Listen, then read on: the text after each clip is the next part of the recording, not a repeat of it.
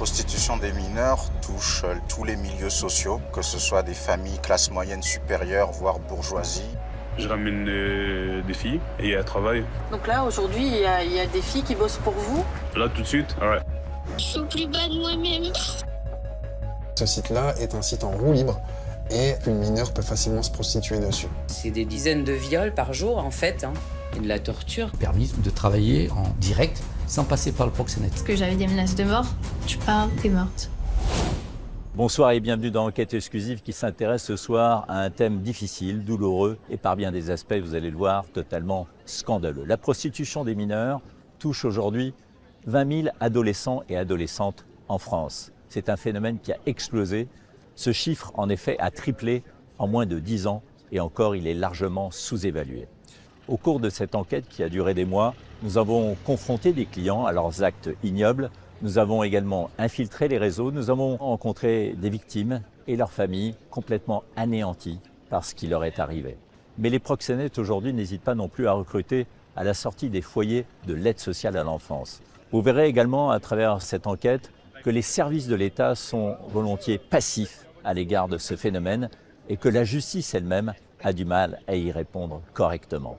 Prostitution des mineurs, l'enquête choc, c'est un document signé Corinne Langlois et Gina Lunchesa pour Superbuzz Productions et Enquête exclusive.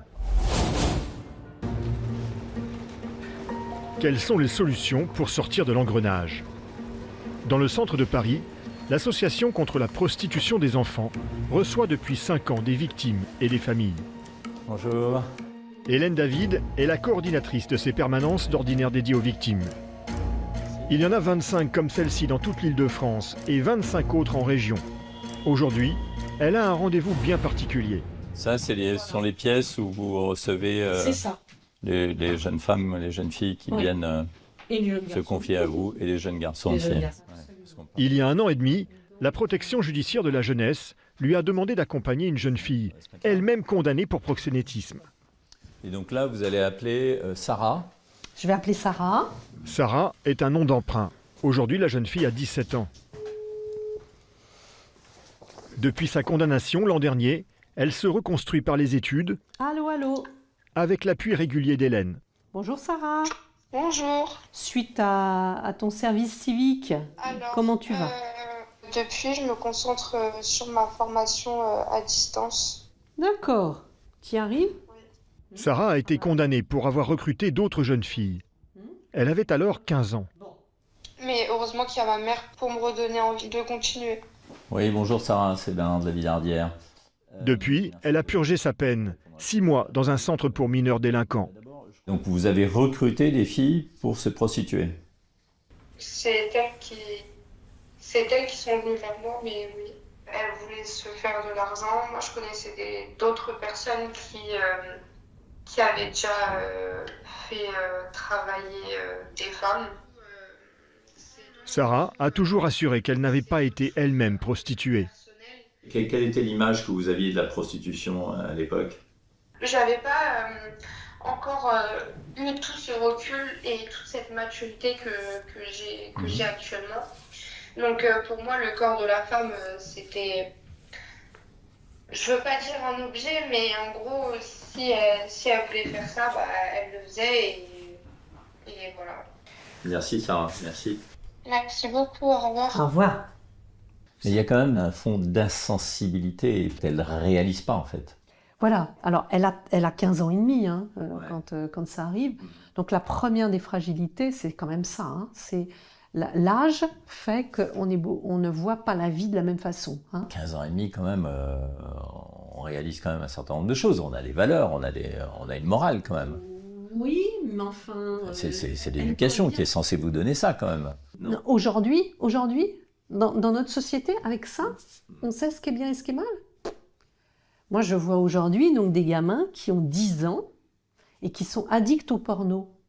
Quelle vision du monde ils ont? Mais il y a l'école, il y a les parents, il y a les amis. Oui, enfin, quand on est pendant des heures et des heures sur ce petit outil-là, la parole des parents pendant combien de temps? Une demi-heure dans la journée? Ça ne compense pas ce qu'on voit sur les réseaux sociaux. Et puis, comme elle le dit, je n'avais pas conscience du corps de la femme La sexualité, quand on ne l'a pas vécue soi-même, c'est quoi? Enfin, vous voyez? Et pour la prostitution, ça a l'air d'être juste, ben voilà, on a quelques minutes avec quelqu'un et on a de l'argent. Avant d'aider les jeunes tombés dans la prostitution, Hélène David a travaillé 25 ans contre l'addiction des ados à la drogue. Elle constate que les deux trafics se croisent de plus en plus. Quel est le lien? Ça crée une dépendance, donc les gamins ou les gamines, une fois addicts, sont obligés évidemment de revenir vers le proxénète. Et de se prostituer pour pouvoir acheter leur dose? Oui. Et la dernière chose, c'est que quand le jeune ou la jeune veulent partir, on leur dit, mais dis donc, avec tout ce que je t'ai donné, tu as une dette, tu me dois 1 000 €, tu me dois 3 000 €, 5 000, et tu partiras pas comme ça. Et c'est comme ça, malheureusement, que certaines restent ou vont recruter d'autres pour continuer, grosso modo, à leur place, si vraiment ils n'en peuvent plus. Qu'est-ce qui fait que ça peut toucher la classe moyenne ou que ça peut toucher des jeunes filles qui vivent dans des zones pavillonnaires ou ailleurs? Effectivement, tous les milieux sont concernés.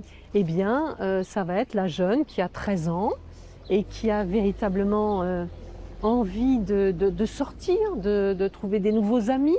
On lui propose une fête, elle va aller dans une fête, on va lui proposer des produits et une fois que la jeune ou le jeune est dans un état un peu quand même euphorique et un peu second, eh bien on va malheureusement l'agresser sexuellement, la filmer ou le filmer et opérer un chantage en disant si tu ne reviens pas, si tu ne fais pas comme on veut, eh bien on publie tout à tes parents, à ton lycée.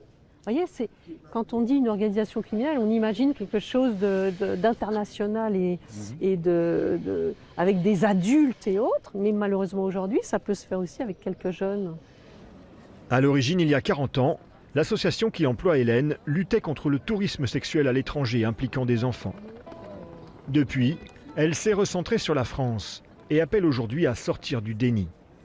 C'est une question de santé publique, parce que ces gamines ou ces gamins qui sont effectivement broyés par ce système prostitutionnel, elles ne vont pas s'en sortir en 6 mois. Il faudra au moins 7 années, 5 ans, 10 ans peut-être, pour vraiment que les psychotraumas cessent de faire leur ou les traumatismes action. physiques, parce que... Et les traumatismes physiques aussi. Effectivement que... Mais ça va être encore plus long sur la question psychique. Mais la reconstruction est possible. La reconstruction est possible, il en reste quand même souvent des séquelles. Hein. Pour moi, un indicateur que les choses sont vraiment à nouveau posées, c'est quand cette jeune ou ce jeune vont avoir une relation amoureuse stable, qui n'est pas dans un rapport dominé-dominant ou d'agression, qui redevient quelque chose de normal. Donc ça, oui, ça fait plaisir. On peut espérer pour Sarah, qu'on a entendu tout à l'heure. Tout à fait, tout à fait. Merci d'avoir été avec nous en tout cas. Pourquoi les autorités peinent-elles encore à freiner un phénomène aussi grave? Nous avons rendez-vous à l'Office central pour la répression de la traite des êtres humains. Commissaire divisionnaire, Lénaï Glebaille en est la chef depuis 2 ans. Elle dirige 35 enquêteurs qui traitent les dossiers de proxénétisme les plus complexes. Bonjour. Bonjour. Cette enquête que nous avons menée au cœur de ce phénomène de prostitution des mineurs en France, on est évidemment effaré et on a un peu l'impression que la police reste assez passive. Et que faites-vous pour éradiquer ou tenter de lutter contre ce phénomène? Alors aujourd'hui, la difficulté des services d'enquête, c'est de s'adapter à l'évolution de la criminalité, le recrutement, la réservation de lieux de prostitution, tout ça, ça se passe de façon dématérialisée. Donc les services de police se sont aussi adaptés. Ça veut dire être formé à l'enquête en ligne, les recherches en source ouverte, travailler sur les annonces, sur les réseaux sociaux, former des policiers à ce qu'on appelle l'enquête sous pseudonyme ou la cyberpatrouille, par exemple. Enquête sous pseudonyme, quoi? C'est de la provocation à chat, entre guillemets, comme dans le trafic de drogue? Alors, c'est pas de la provocation, puisque nous n'avons évidemment pas le droit de faire de provocation. C'est plutôt essayer d'infiltrer des sites sur lesquels des informations peuvent être diffusées qui nous permettent de détecter des victimes et des proxénètes. Alors, on dit beaucoup qu'en effet, ils utilisent des appartements qu'ils louent pendant quelques temps, mais ils changent de département pour semer les enquêtes, pour semer les enquêteurs. Nous, on appelle ça, de façon peut-être un peu cynique, mais des sex-tours, donc des tours de France finalement du sexe. Ça rend les enquêtes plus difficiles, ça rend le rôle de la justice plus difficile, ça évite également la vigilance trop importante du voisinage, donc ça limite l'alerte finalement au service de police. Ces réseaux, c'est parfois 4-5 personnes, pas davantage, donc ces délinquants ne sont pas des délinquants très chevronnés en effet. C'est assez facile finalement aujourd'hui d'organiser malheureusement l'exploitation d'une jeune mineure. C'est plus facile que d'importer des stupéfiants, que d'être obligé de stocker de la marchandise. En fait, c'est une délinquance qui est facilitée clairement par le numérique et toutes les étapes finalement de l'exploitation sexuelle sont aujourd'hui dématérialisées. Donc les auteurs, la plupart du temps, ils sont quand même déjà connus des services de police pour des faits qui vont être des faits de délinquance de voie publique, parfois des faits de trafic de stupéfiants. Et effectivement, le proxénétisme aujourd'hui, c'est vu comme une forme de délinquance d'opportunité. Ça permet de diversifier l'activité criminelle, de diversifier les sources de revenus. Ce business particulièrement ignoble, il existe parce qu'il y a des délinquants, il y a des victimes, mais il y a aussi des clients. Il y a une offre parce qu'il y a une demande. Et donc aujourd'hui, le message à faire passer, c'est aussi que le recours à la prostitution, le recours à l'acte sexuel tarifé est interdit en France depuis 2016. Et qu'est-ce que risque un client qui a recours à une prostituée mineure? C'est 5 ans d'emprisonnement. Évidemment, si la mineure a moins de 15 ans et que du coup on est sur du viol, on est sur des peines bien plus élevées. Merci beaucoup. Merci. Moins de 10 ans après cette loi qui pénalise les clients des prostituées, 429 condamnations ont été prononcées par la justice en 2023, victimes mineures et majeures confondues. Parmi ces clients condamnés, seuls 11 l'ont été à de la prison ferme. Voilà, c'est la fin de cette émission. Vous pouvez la voir ou la revoir sur M6+. Rendez-vous la semaine prochaine pour un nouveau document d'enquête exclusive.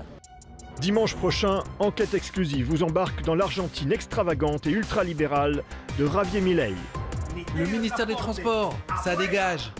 Le ministère de la Femme et de la Diversité, ça dégage. Armé de sa tronçonneuse, le président argentin est connu dans le monde entier pour des coupes budgétaires spectaculaires. C'est vraiment une personne avec des couilles en acier trempé. Depuis son arrivée au pouvoir, il a licencié plus de 45 000 fonctionnaires. Ces fonctionnaires n'avaient pas de vrai rôle au sein de l'État, aucune fonction utile au sein de la société. Ils s'inventaient un travail. Et comment je fais maintenant que je suis virée? Comment je fais pour vivre? Sa politique ultralibérale favorise les hommes d'affaires les plus fortunés. Tu aimes 10 000 $ le mètre carré. C'est cadeau. Pendant que les classes populaires, elles, ont l'impression d'être sacrifiées.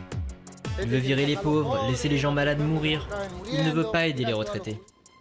La méthode Milei pour relancer la croissance, c'est l'exploitation massive des ressources naturelles. Tout ça, c'était de la forêt vierge. Regarde maintenant ce qu'il en reste. Toutes ces politiques du changement climatique qui culpabilisent l'être humain sont fausses. Dans une Argentine plus divisée que jamais, la contestation monte contre ce président hors norme.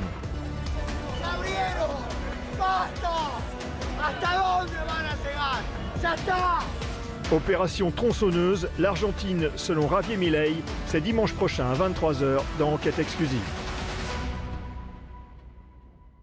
Cette émission a été préparée avec Marie-Claire Polo, réalisation plateau Éric Boringer, rédaction en chef d'Enquête exclusive Christophe Brûlé et Maud Brunel, production Anne Conézil. Bonne soirée sur M6.